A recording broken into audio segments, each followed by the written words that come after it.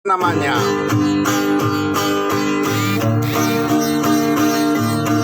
Di atas salib di Kalvari, tempat Yesus mati bagiku, dosa aibku dihapuskan, puji namanya.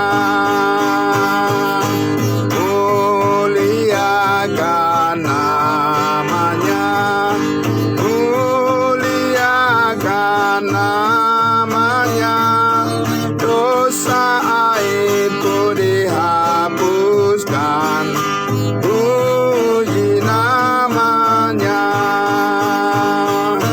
Suatu mujizat ku alami, kelahiran baru dalam roh, ku diangkat jadi anaknya, puji namanya. Muliakan namanya, muliakan namanya, muliakan namanya, dosa aibku dihapuskan, mulia namanya. Di atas salib di Kalvari,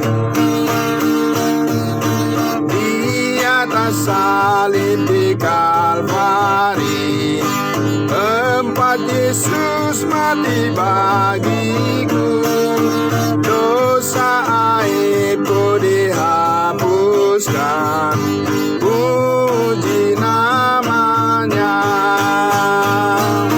Muliakan namanya, muliakan namanya, dosa aibku dihapuskan, puji namanya,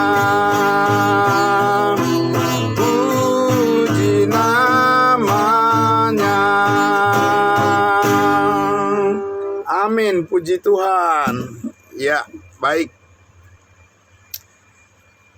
Ya baik, sekali lagi selamat pagi untuk kita semuanya. Salam kudus Bapak Ibu Saudaraku yang dikasihi Tuhan Yesus. Ya, selamat pagi ya Bapak Ibu semuanya.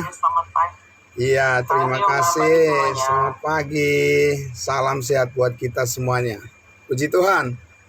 Baiklah, kita akan langsung saja menyambut kebenaran firman Tuhan dan kita tundukkan hati kita. Mari kita berdoa. Ya, kita berdoa. Allah Bapa di dalam surga, kami memuji-muji nama-Mu ya Tuhan. Oleh sebab besar kasih setia Tuhan di dalam setiap kehidupan kami, menyertai kami semuanya dan memberikan kami semangat yang baru setiap pagi, selalu baru berkat Tuhan menyertai kehidupan kami, dan kami bersyukur untuk semua kebaikan Tuhan yang terus menyertai segala aktivitas kami. Dan pagi hari ini kami mulai tetap dengan bersyukur kepadamu, memuji-muji nama-Mu, dan juga bersama-sama belajar dari setiap kebenaran yang Tuhan nyatakan bagi kami. Terima kasih Bapa dalam surga, kami sambut kebenaran firman-Mu. Di dalam nama Tuhan Yesus kami berdoa. Haleluya. Amin. Amin. Puji Tuhan. Baik, Bapak Ibu Saudaraku yang dikasihi Tuhan Yesus. Ya, kemarin kita sudah membicarakan lagi Galatia pasal 4 ya. Puji Tuhan Bapak Ibu Saudaraku, kita terus belajar untuk memahami setiap bagian yang sangat penting dalam pembelajaran kita, firman Tuhan yang mengajar kita setiap hari. Nah, Bapak Ibu Saudaraku yang dikasihi Tuhan Yesus, dari Galatia pasal 4 ini kita akan lanjutkan lagi untuk memahami lagi bagaimana kita mengerti dengan lebih baik lagi bahwa Rasul Paulus terus menekankan kepada jemaat dan juga kepada kita tentunya supaya kita fokus kepada panggilan Tuhan untuk belajar terus hidup di dalam kasih karunia dan bukan yang lain, ya. Bapak Ibu Saudaraku yang dikasihi Tuhan Yesus, saya akan membacakan kembali untuk kita renungkan pada pagi hari ini dari Galatia pasal 4 ayatnya yang ke-21 ayat 21 sampai ayatnya sampai ayatnya yang ke-25. Ya, Galatia pasal 4 ayat 21 sampai ayatnya yang ke-25. Demikian firman Tuhan. Katakanlah kepadaku, hai kamu yang mau hidup di bawah hukum Taurat, tidakkah kamu mendengarkan hukum Taurat? Bukankah ada tertulis bahwa Abraham mempunyai 2 orang anak, seorang dari perempuan yang menjadi hambanya dan seorang dari perempuan yang merdeka? Tetapi anak dari perempuan yang menjadi hambanya itu diperanakkan menurut daging, dan anak dari perempuan yang merdeka itu oleh karena janji. Ini adalah suatu kiasan. Nah, itu Bapak Ibu Saudara ya. Ini adalah suatu kiasan.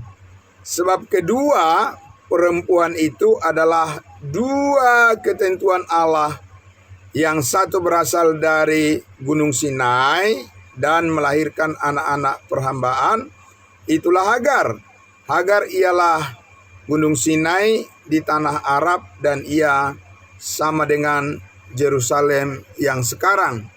Karena ia hidup dalam perhambaan dengan anak-anaknya. Ayat 26, tetapi Yerusalem surgawi adalah perempuan yang merdeka dan ialah ibu kita. Nah, Bapak Ibu Saudaraku yang dikasihi Tuhan Yesus, ini sangat penting kita pahami dengan baik supaya kita tidak salah mengerti apa arti daripada kiasan atau perumpamaan, analogi yang disampaikan oleh Rasul Paulus tentang Hagar dan Sarah, Abraham dan Ishak dan Ismail. Ya, Bapak Ibu Saudaraku yang dikasihi Tuhan Yesus, jadi kemarin kita sudah juga membahas tentang bagaimana kita memahami lebih lengkap tentang hukum Taurat itu sendiri ya. Jadi Paulus katakan di sini ya, hai kamu yang mau hidup di bawah hukum Taurat, tidakkah kamu mendengarkan hukum Taurat? Apa yang harus kita dengarkan dari hukum Taurat Bapak Ibu Saudaraku? Bahwa dikatakan tidak ada yang benar karena melakukan hukum Taurat, tidak seorang pun. Tetapi hukum Taurat mengatakan manusia dibenarkan oleh karena iman.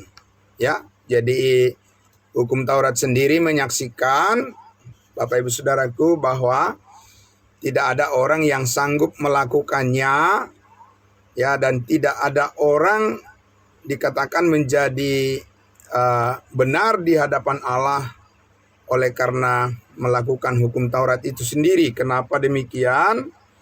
Bukan karena hukum Taurat itu dosa, bukan karena hukum Taurat itu sesuatu yang keliru, karena hukum Taurat itu adalah firman Tuhan, hukum Taurat itu adalah hukumnya Tuhan. Tetapi Hukum Taurat itu sendiri adalah hukum yang menuntut perbuatan manusia dengan sempurna, sehingga setelah dievaluasi ya tidak ada manusia yang berhasil ya melakukannya, sehingga dikatakan bahwa hukum Taurat itu tujuannya adalah untuk menunjukkan keberdosaan dari manusia. Jadi bukan untuk menyelesaikan masalah manusia, tetapi untuk menunjukkan bahwa manusia itu terancam hukuman dan bahkan dikatakan kutuk ya, oleh karena terkutuklah orang yang tidak setia melakukan segala sesuatu yang tertulis di dalam hukum Taurat. Nah, bersyukurnya Bapak Ibu Saudaraku yang dikasihi Tuhan Yesus, bahwa kita sudah ditebus dari kutuk dosa dan kutuk maut, sehingga sekarang kita telah dibebaskan dari hukuman dan ancaman. Kita dibebaskan dari segala sesuatu yang membuat hidup kita mengalami kehidupan yang masa yang lalu atau kehidupan yang dikuasai oleh daging. Sekarang kita telah dibebaskan oleh kasih karunia Allah untuk bisa membangun hubungan yang benar dengan Allah kita, dengan Tuhan kita. Nah, Bapak Ibu Saudaraku yang dikasihi Tuhan Yesus.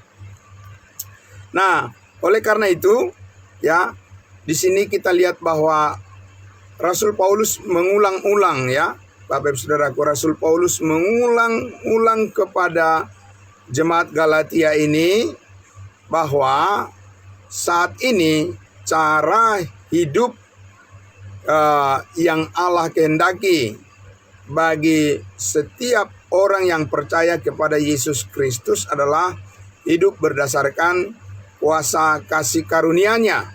Jadi bukan hidup berdasarkan tuntutan daripada hukum Taurat itu sendiri. Oleh karena apa, Bapak Ibu Saudaraku, di sini Paulus memberikan suatu kiasan atau gambaran perumpamaan. Jadi ini adalah kiasan, Bapak Ibu Saudaraku, tentang Hagar dan Sarah. Bagaimana pengalaman dari Abraham, ya, bapak orang beriman, diambil sebagai satu satu kiasan untuk menjelaskan bagaimana Allah memisahkan antara apa yang terjadi dengan rencana Allah dan juga apa yang terjadi dengan rencana manusia, yaitu antara Hagar dan Sarah dalam hubungan dengan janji Allah, ya, kepada Abraham, yaitu untuk menurunkan keturunan bagi Abraham. Nah, Bapak Ibu Saudaraku yang dikasihi Tuhan Yesus, jadi kalau kita berbicara tentang Abraham, ya, Tuhan sudah berjanji kepadanya, ya, sebelum dia bersunat, sebelum Abraham bersunat, Tuhan sudah berjanji kepada Abraham bahwa Tuhan akan memberikan kepadanya keturunan yang banyak dan dia akan menjadi bapa banyak bangsa. Nah, Bapak Ibu Saudaraku yang dikasihi Tuhan Yesus, jadi ketika Tuhan sudah berjanji kepada Abraham akan memberikan keturunan kepadanya dan juga kepada Sarah, tapi kita lihat bahwa Abraham harus masih menantikan, ya, masih harus menantikan janji Tuhan itu, dan puluhan tahun, ya, puluhan tahun Abraham masih harus menantikan penggenapan daripada janji Tuhan untuk memberikan keturunan kepadanya. Nah, Bapak Ibu Saudaraku yang dikasihi Tuhan Yesus, dan di masa penantian itulah kita lihat Bapak Ibu Saudaraku, iman Abraham diuji, ya, iman Abraham diuji, dan Abraham ternyata Bapak Ibu Saudaraku, ya, ragu dengan janji Tuhan, ya, sehingga dia berusaha untuk membantu Tuhan, gitu ya, membantu Tuhan untuk mewujudkan apa yang dijanjikan oleh Tuhan. Ya, kira-kira begitu Bapak Ibu Saudaraku, ya, pendapat saya bahwa Abraham itu berusaha ingin membantu Tuhan biar secepatnya dia mempunyai keturunan, ya, dan tentu saja itu adalah keinginan daging Abraham, dan itu bukan keinginan roh, itu bukan kehendak Tuhan, tapi dia memaksakan karena ketidaksabaran dari Abraham menantikan waktu Tuhan, ya. Jadi kita ada pujian, ada lagu mengatakan waktu Tuhan adalah yang terbaik. Tetapi bagi Abraham pada saat itu dia menentukan sendiri, ya. Jadi dia tidak melatih dirinya untuk sabar menantikan penyataan Tuhan kepadanya, ya, sehingga dia akhirnya melakukan kesalahan yang itu adalah satu kesalahan yang sangat fatal. Oleh karena apa? Oleh karena kita tahu bahwa apa yang dilakukan oleh Abraham, ya, terhadap Hagar, yang kemudian dia mempunyai seorang anak dari Hagar namanya Ismail, dan kita tahu bahwa itu anak itu membawa masalah di dalam rumah tangga Abraham, ya. Dan oleh karena itu Bapak Ibu Saudaraku, setelah genap waktunya, setelah Allah mewujudkan janjinya, ya, kepada menjelang mewujudkan janjinya kepada Abraham untuk memberikan kepadanya seorang anak, yaitu yang disebut tadi anak dari perempuan merdeka dari Sarah, ya, dan yang kita tahu itu adalah Ishak. Maka Bapak Ibu Saudaraku yang dikasihi Tuhan Yesus, Allah meminta supaya Abraham mengusir perempuan yang melahirkan anak-anak perhambaan itu, anak-anak menurut daging, ya, kata Rasul Paulus di sini, ya, anak-anak hamba perempuan, hamba yang memperanakkan keturunan menurut daging, ya. Dikatakan Abraham diminta untuk mengusirnya dari rumahnya. Karena apa? Karena itu bukanlah bagian dari rencana Tuhan untuk menjadi bagian dari hidup di dalam rumah tangga atau dalam keluarga Abraham. Nah, Bapak Ibu Saudaraku yang dikasihi Tuhan Yesus, tetapi cerita itu, ya, cerita tentang Abraham yang dikatakan Allah memerintahkan Abraham untuk mengusir Hagar dan Ismail. Bapak Ibu Saudaraku yang dikasihi Tuhan Yesus, dikatakan itu adalah merupakan suatu kiasan, ya. Jadi suatu kiasan atau satu analogi tentang keberadaan kita saat ini sebagai orang-orang percaya yang hidup di bawah kasih karunia Allah, bahwa saat ini Bapak Ibu Saudaraku, kita tidak boleh membiarkan hidup kita lagi, ya, tidak boleh membiarkan hidup kita kembali diperhamba oleh keinginan daging. Ya, jadi karena dikatakan tadi bahwa Hagar dan Ismail itu adalah gambaran daripada keinginan daging, maka harus dijauhkan dari kehidupan Abraham. Maka sama seperti itu juga, ya, analoginya, ya,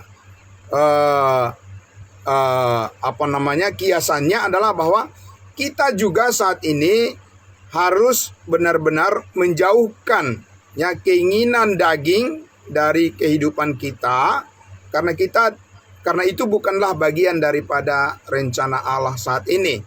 Bagian daripada rencana Allah saat ini dalam kehidupan kita adalah agar kita hidup dipimpin oleh Roh Kudus.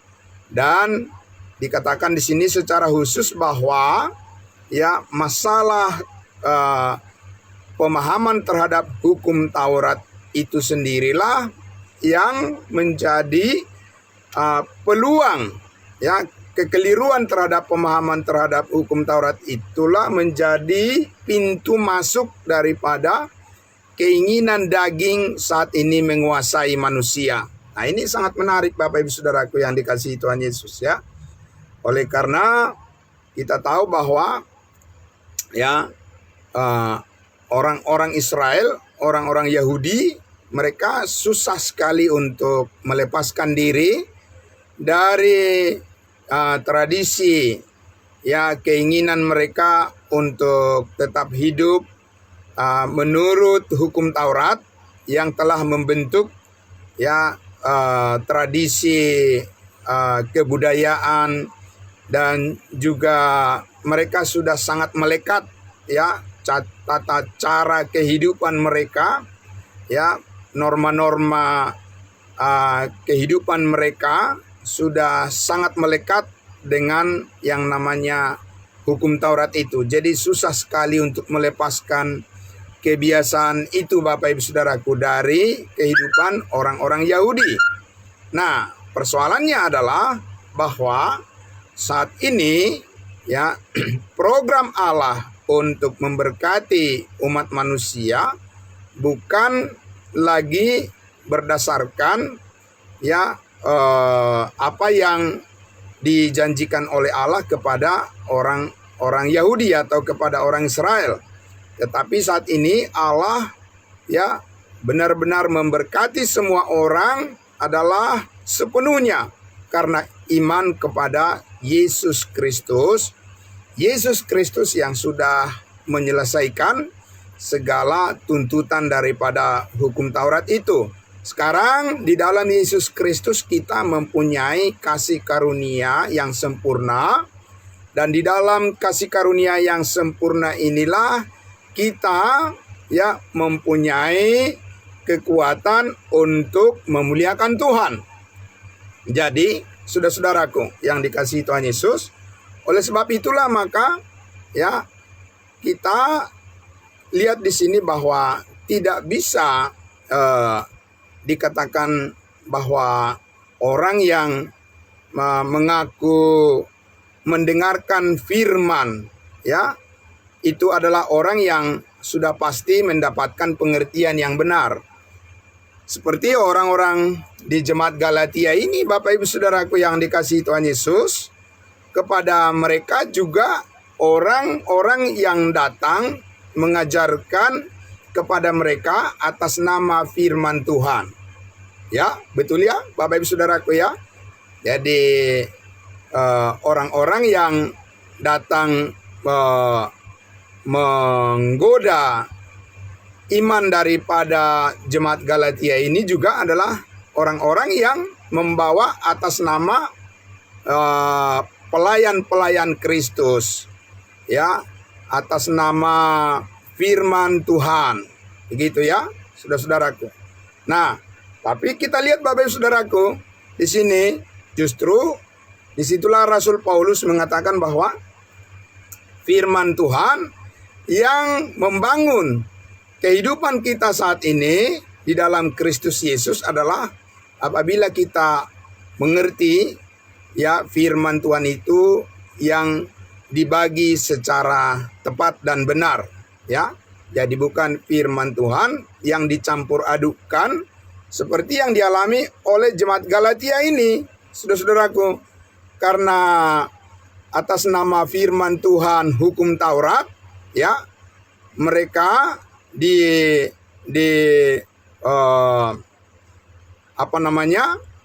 jemaat Galatia ini pada akhirnya tidak bisa membedakan Bapak Ibu Saudaraku ya, bagaimana mereka harus menerima kemurnian di dalam pengenalan akan Kristus Yesus berdasarkan kasih karunia-Nya, tetapi mereka malah kembali jatuh kepada sistem kehidupan yang lama yang sudah diselesaikan oleh Yesus Kristus.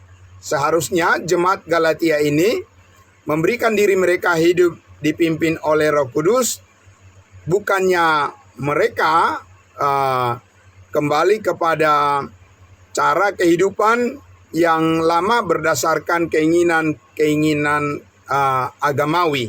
Nah, Bapak Ibu Saudaraku yang dikasihi Tuhan Yesus, jadi oleh karena itulah kita lihat mengembalikan pemahaman kepada pemahaman yang benar. Itu Bapak Ibu Saudaraku yang dikasihi Tuhan Yesus, ya, itu bukan hal yang mudah ya, apabila ya orang yang sudah hidup di dalam kasih karunia Allah itu seperti jemaat Galatia ini terjatuh dan mereka untuk dikembalikan kepada jalur hidup yang benar. Itu Bapak Ibu Saudaraku, kita baca di kitab Galatia ini, itu mereka mendapat kesulitan yang besar ya. Nah, tetapi saudaraku yang dikasihi Tuhan Yesus, kita lihat Rasul Paulus tetap berusaha untuk memberikan gambaran ya, untuk memudahkan jemaat Galatia ini mengerti bahwa langkah mereka itu sudah keliru ya. Antara lain kita lihat tadi bahwa dikatakan bahwa Abraham itu pernah mempunyai pengalaman yang keliru karena dia memaksakan apa yang menjadi keinginan dagingnya ya, dan dia mengalami kerugian yang sangat besar di dalam kehidupannya pribadi maupun di dalam kehidupan keturunannya, dalam kehidupan keluarganya. Nah, dengan demikian kita bisa mengambil pelajaran dari kegagalan daripada Abraham, supaya kita sekarang juga mengerti bahwa saat ini yang Allah mau, saat ini yang Tuhan mau adalah kita hidup bersandar kepada kasih karunia-Nya ya. Bersandar kepada kasih karunia Tuhan karena Allah menghadirkan kebenarannya. Allah menghadirkan kehidupan yang baru, memperbaharui hidup kita menjadi berkenan kepadanya, bukan karena kita melakukan hukum Taurat, tetapi karena kita percaya kepada Yesus Kristus dan apa yang dilakukannya di atas kayu salib. Itulah yang menyebabkan kita sekarang ini menjadi berkenan kepada Allah dan bukan karena apa yang kita lakukan. Nah, jadi karena itu Bapak Ibu Saudaraku yang dikasihi Tuhan Yesus, ya, kita lihat di sini bahwa ya firman Tuhan yang disebut dengan firman Tuhan itu tidak serta-merta itu akan selalu membawa berkat bagi semua orang ya, karena apa? Firman Tuhan itu juga bisa mematikan orang yang tidak mengerti dengan baik ya apa yang Tuhan kehendaki dan bagaimana manusia harus meresponnya. Kita lihat dulu Bapak Ibu Saudaraku ya. Kita lihat dulu di Ibrani pasal 4. Kita lihat di dalam Ibrani pasal 4 Ya, Ibrani pasal 4 saya akan membacakan untuk kita semuanya, Bapak Ibu Saudaraku. Ya, Ibrani pasalnya yang keempat ayatnya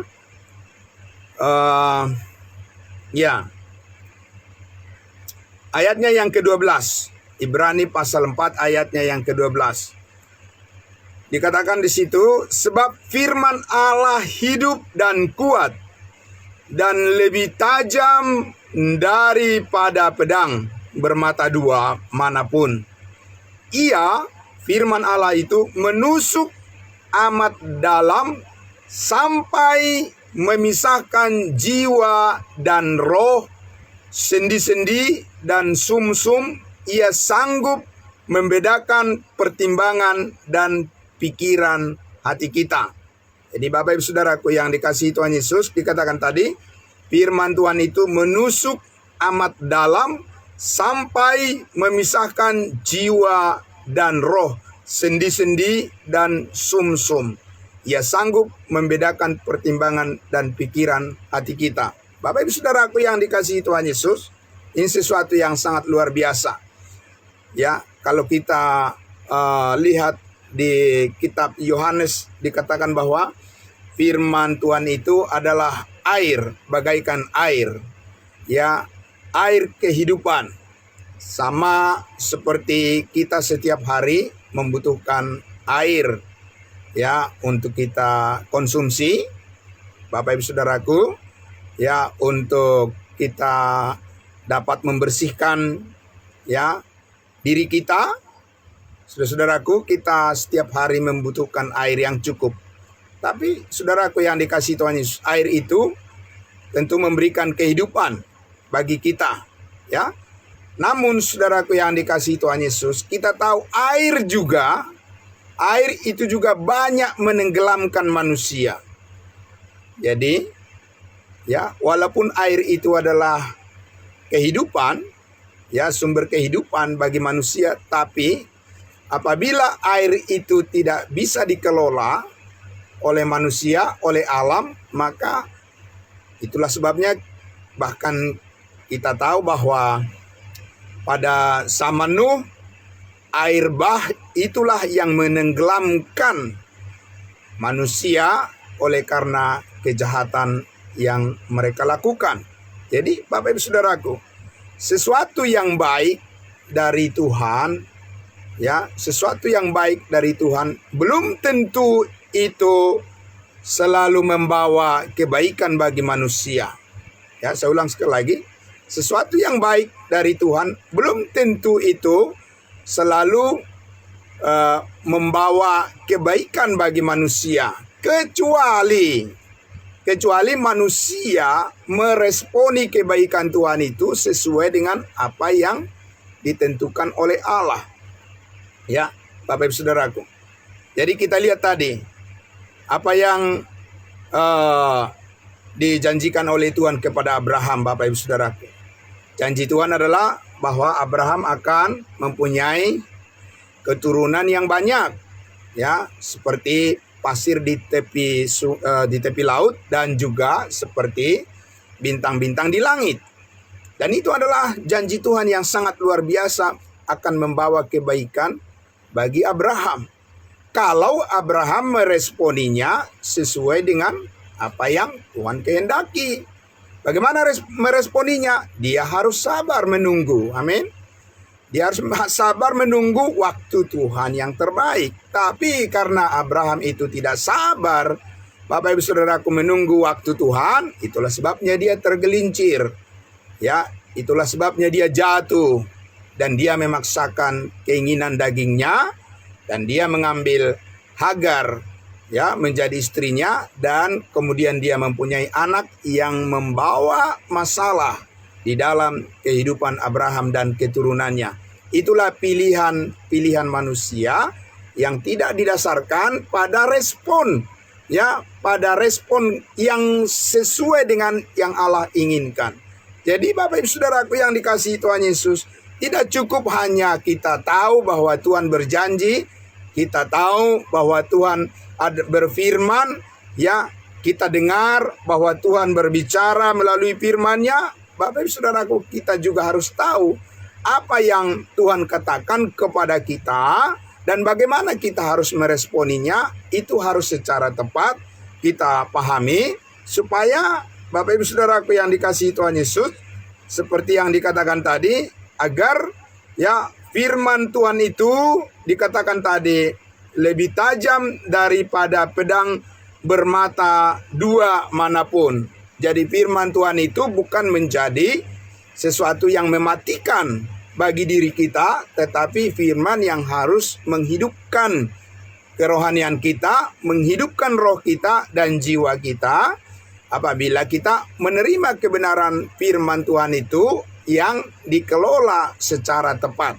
Bapak Ibu Saudaraku, jadi bukan yang penting firman Tuhan, begitu ya. Nah, itulah sebabnya saudara-saudaraku, banyak orang beragama Kristen yang disesatkan oleh aliran saksi Yehova. Oleh karena apa? Karena aliran saksi Yehova itu pergi dari rumah ke rumah dan menanyakan rumah-rumah daripada orang beragama Kristen. Dan orang-orang beragama Kristen itu ya melihat bahwa di tangan orang-orang dari yang datang dari penginjil-penginjil saksi Yehova itu, katanya mereka membawa Alkitab, ya, membawa firman Tuhan, katanya. Sehingga Bapak Ibu Saudaraku, orang-orang beragama Kristen itu yang tidak mempunyai pengertian yang benar tentang yang mana firman Tuhan yang sebenarnya dan mana yang merupakan kedok, ya, merupakan kedok dan motivasi-motivasi yang palsu, sehingga banyaklah orang beragama Kristen dan masuk ke terjerat oleh kesesatan daripada aliran saksi-saksi Yehova. Jadi Bapak Ibu Saudaraku yang dikasihi Tuhan Yesus, karena itulah maka ya itulah sebabnya Rasul Paulus mengatakan tadi bahwa hukum Taurat itu adalah firman Tuhan, betul. Tetapi hukum Taurat itu adalah perintah-perintah Tuhan yang sudah selesai digenapi oleh Tuhan Yesus di atas kayu salib. Sehingga sekarang ini kita menerima kebenaran firman Tuhan berdasarkan pengertian akan kasih karunia-Nya. Yaitu bahwa kita mengerti sekarang ini bahwa di dalam Kristus Yesus kita memiliki kehidupan yang sempurna dan hidup kita dipimpin oleh Roh Kudus. Maka sekarang kita bukan hidup di bawah hukum Taurat, tetapi hidup di bawah kasih karunia Tuhan. Karena hukum Taurat itu sudah selesai dilakukan oleh Kristus, dan sekarang kita menerimanya sebagai kasih karunia di dalam Yesus. Dan sekarang kita hidup berdasarkan kasih karunia-Nya. Nah, Bapak Ibu Saudaraku yang dikasihi Tuhan Yesus, jadi kalau kita lihat tadi sekali lagi bahwa Paulus mengatakan di dalam Galatia pasal 4 tadi, dengarkan dengan baik. Apa yang dikatakan oleh hukum Taurat adalah tidak ada seorang pun yang benar di hadapan Allah karena melakukan. Tetapi saat ini orang yang menjadi benar di hadapan Allah adalah karena mereka percaya kepada kasih karunia Yesus Kristus. Nah, saudaraku yang dikasihi Tuhan Yesus, oleh karena itulah, maka saudara-saudaraku, kita lihat bahwa kita terus bertumbuh di dalam pengenalan akan kasih karunia Allah ini, yaitu bagaimana kita memberikan diri kita hidup dipimpin oleh Roh Kudus. Bagaimana hidup dipimpin oleh Roh Kudus? Nah, itu yang nanti selanjutnya akan kita pelajari di bagian ayat-ayat dan pasal selanjutnya di kitab Galatia ini. Karena itulah sebenarnya tujuan sasaran daripada Rasul Paulus menulis kitab Galatia ini, supaya kita mengerti bahwa kemerdekaan kita di dalam Kristus Yesus saat ini adalah kemerdekaan kita untuk membangun hubungan yang kuat dengan Tuhan kita Yesus Kristus di bawah ya pengertian-pengertian kita akan kasih karunia-Nya dan firman-Nya yang menghidupkan roh kita, yang membangkitkan semangat kita, yang menghidupkan jiwa kita, bukan yang mematikan atau yang mengendorkan semangat kita. Amin. Jadi firman Tuhan itu, Bapak Ibu Saudaraku yang dikasihi Tuhan Yesus, adalah firman kasih karunia yang kita butuhkan saat ini. Firman kasih karunia yang dibagi dengan tepat, itulah yang menjadi makanan rohani batin kita, manusia baru kita, yang dapat memberikan kekuatan kepada kita setiap hari, setiap saat, sehingga kita tetap meresponi kehendak Tuhan itu dengan penuh sukacita dan damai sejahtera. Membuat keyakinan kita semakin bertambah kuat, bukan membuat kita menjadi ragu-ragu di dalam mengikut Tuhan ini. Amin. Bukan membuat kita menjadi kendor semangat kita, atau membuat kita, Bapak Ibu Saudaraku, menjadi tersandung. Tidak.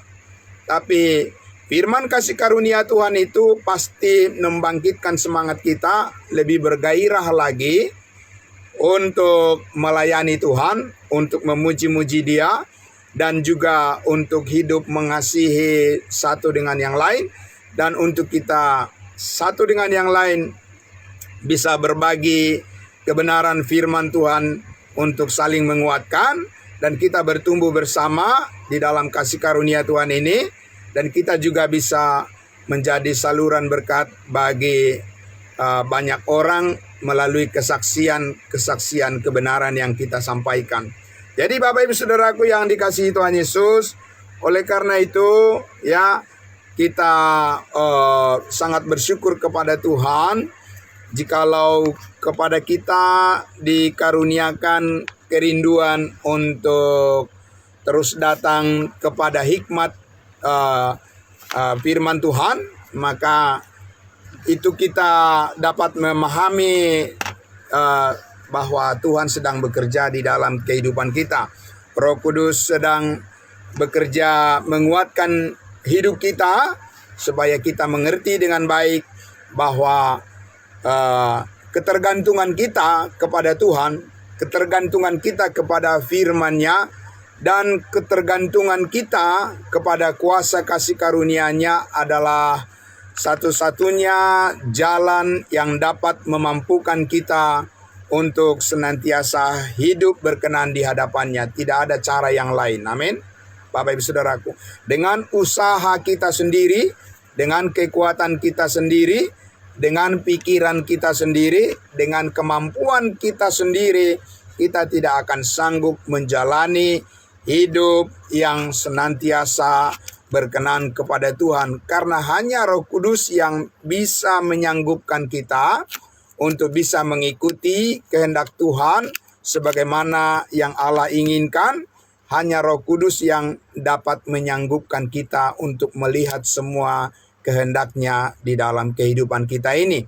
Jadi karena itu Bapak Ibu Saudaraku yang dikasihi Tuhan Yesus, maka di sini kembali lagi tadi di kitab Galatia pasalnya yang saya akan membacakan di ayat pasal 5 ayatnya yang ke 16 ya, 16, 17 dan 18, karena inilah sebetulnya sasaran daripada ya pengajaran yang disampaikan oleh Rasul Paulus kepada jemaat Galatia dan juga kepada kita, ya, supaya kita bisa terus berproses seperti yang Tuhan kehendaki, yang Tuhan inginkan. Adalah dikatakan di ayat 16-nya, maksudku ialah, jadi tujuan Rasul Paulus menyampaikan semuanya ini adalah, hiduplah oleh Roh, maka kamu tidak akan menuruti keinginan daging. Jadi saudara-saudaraku, supaya kita disadarkan betul ya, dan berpegang teguh sepenuhnya bahwa dikatakan saudara-saudaraku, hiduplah oleh Roh. Jadi ada yang harus kita patuhi, ada yang harus sengaja kita ikuti. Jadi bukan bukan tergantung mood atau tergantung situasi di sekeliling kita atau bergantung pada keadaan dunia ini, arus dunia ini, tetapi kita harus sengaja mengambil keputusan bahwa dikatakan hiduplah oleh roh, maka kamu tidak akan menuruti keinginan daging. Jadi ini adalah suatu pilihan yang sengaja dibuat oleh orang-orang yang dewasa dalam iman. Anak kecil tidak bisa melakukan itu, ya, Bapak Ibu Saudaraku. Karena apa? Karena anak kecil adalah orang yang masih gampang terombang-ambing dengan keinginan yang tidak sesuai dengan kehendak Allah, masih mengikuti perasaannya sendiri dan masih mengikuti pikirannya yang sempit dan masih mengikuti pandangan-pandangan yang keliru dari dunia ini. Ya, tetapi saudaraku, hiduplah oleh roh, maka kamu tidak akan menuruti keinginan daging. Ayat 17. Sebab keinginan daging berlawanan dengan keinginan roh, dan keinginan roh berlawanan dengan keinginan daging, karena keduanya bertentangan, sehingga kamu setiap kali tidak melakukan apa yang kamu kehendaki. Jadi saudaraku yang dikasihi Tuhan Yesus, ya, maka di dalam perjalanan iman kita ini, ya, kita harus mempunyai kedewasaan untuk sengaja mengambil keputusan bagi diri kita sendiri, yaitu bagaimana kita senantiasa mengikuti kehendak roh, keinginan roh, supaya kita tidak terbawa arus untuk mengikuti keinginan daging lagi yang sangat merugikan kita. Ya, nah, mengikuti keinginan Roh Kudus adalah cara Tuhan untuk membuat hidup kita menjadi berharga untuk selamanya. Ya, dan memilih untuk mengikuti keinginan daging adalah cara untuk membuat kita mengalami kerugian yang besar dalam kehidupan ini, sehingga Allah tidak mau kita memilih yang salah, memilih yang keliru. Tuhan mau kita memilih cara hidup yang benar. Ayat 18. Akan tetapi, jikalau kamu memberi dirimu dipimpin oleh roh. Amin. Jikalau kamu memberi dirimu dipimpin oleh roh, maka kamu tidak hidup di bawah hukum Taurat. Bapak Ibu Saudaraku yang dikasihi Tuhan Yesus, kata-kata jikalau di sini itu adalah merupakan satu penekanan supaya kita memilih bagaimana kita mengikuti pimpinan Roh Kudus. Ya. Jadi kita diberikan semangat untuk memilih apa yang benar. Ya, saudara-saudaraku. Dan tentu saja di situ kita mempunyai kebebasan dan Tuhan tidak memaksa siapapun untuk mengikuti kehendaknya. Karena hidup di dalam kasih karunia Tuhan itu adalah hidup berdasarkan kerelaan yang besar. Jadi tidak ada paksaan, Bapak Ibu Saudaraku. Allah sendiri tidak memaksa siapapun untuk mengikuti kehendaknya. Tetapi ya dengan lemah lembut, ya firman Tuhan mengajak setiap orang supaya memilih apa yang benar menurut Tuhan dan bukan memilih menuruti kehendak daging. Tapi yang jelas di sini tidak ada paksaan dari Tuhan dan tidak ada paksaan dari firman Allah. Semua kita lakukan harus berdasarkan kerelaan hati kita. Amin. Kenapa demikian Bapak Ibu Saudaraku, kerelaan hati? Karena kasih Kristus di atas bukit Kalvari yang dinyatakannya dengan sempurna itu adalah penyataan, bentuk daripada penyataan kerelaan hati Allah yang paling besar. Dan kerelaan hati manusia itulah yang memuaskan hati Tuhan. Jadi bukan dengan keterpaksaan, ya Bapak Ibu Saudaraku, karena di dalam Kristus Yesus kita diberikan keleluasaan untuk hidup di dalam kerelaan hati. Dan itulah yang berharga di mata Tuhan. Dan Bapak Ibu Saudaraku yang dikasihi Tuhan Yesus, ya, bagi saya juga secara pribadi di dalam melayani Tuhan ini, semakin saya membuka diri saya untuk dengan rela hati melayani Tuhan, maka saya semakin merasakan sukacita yang besar dari Tuhan. Jadi itu adalah pilihan masing-masing orang dan tidak ada paksaan, Bapak Ibu Saudaraku, ya. Nah, karena itu ketika kita juga menyaksikan Injil keselamatan tentang salib Kristus kepada orang lain, tidak ada paksaan, tidak perlu harus tarik urat. Bapak Ibu Saudaraku, tidak perlu harus berdebat mati-matian, tidak perlu kita memaksa orang, tetapi kita hanya memanggil atau mengajak semua orang dengan rela hati menerima kebaikan Tuhan untuk kehidupan setiap orang merasakan damai sejahtera Tuhan. Amin. Dan itu adalah cara hidup yang paling indah, yang paling menarik, dan yang paling aman, yang paling sejahtera, dan paling membawa kebahagiaan. Kalau setiap orang, ya, di dalam keluarga, di dalam rumah, setiap orang mempunyai kerelaan untuk mengikut Yesus, mengikut firman Tuhan, mempercayai kebenaran firman Tuhan, dan itu adalah sumber kebahagiaan yang paling tinggi, yang paling bernilai yang kita jalani dalam kehidupan kita ini. Daripada ada orang yang terpaksa, ya, Bapak Ibu Saudaraku, dengan berat hati, ya, itu sangat tidak bagus di dalam sebuah komunitas, ya. Tapi Yesus Kristus telah membuka kerelaan hatinya kepada kita dan menunjukkannya dengan menyerahkan nyawanya di atas kayu salib, dan itu adalah merupakan kasih yang sempurna, sebab itu dilakukannya berdasarkan kerelaan hatinya. Jadi Bapak Ibu Saudaraku yang dikasihi Tuhan Yesus, maka jalan yang terbaik, yang paling indah, yang paling mulia, saya percaya adalah jalan hidup berdasarkan kasih karunia Allah, bukan berdasarkan hukum Taurat.